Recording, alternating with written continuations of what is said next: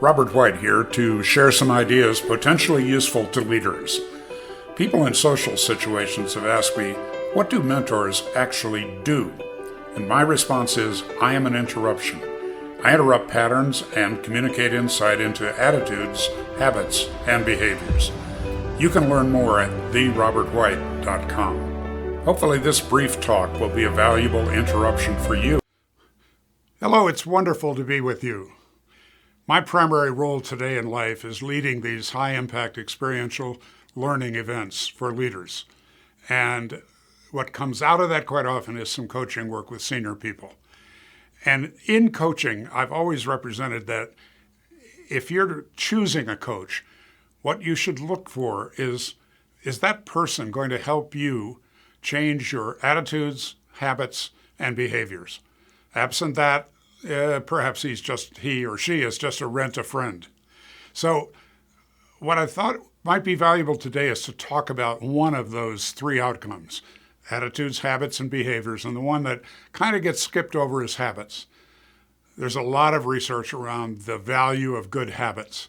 And one of the habits, in my experience, and again, this may be self-serving, probably is the habit of learning.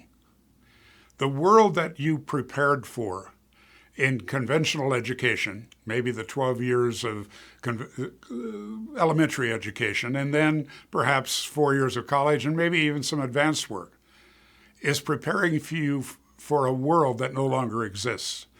So how do we get beyond to develop a habit of learning going into the future? And that's my encouragement to you today. Read that book that somebody recommended to you. They recommended it to you personally for a reason. It wasn't incidental. It wasn't just casual conversation over coffee or a drink.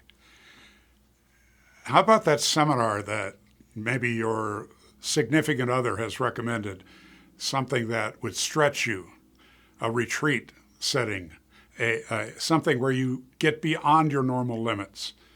How about certain movies, watching them a second time to see a deeper meaning in them? What I'm talking about is that in your world, pay attention to opportunities to learn, opportunities to go deeper, opportunities to be a better person.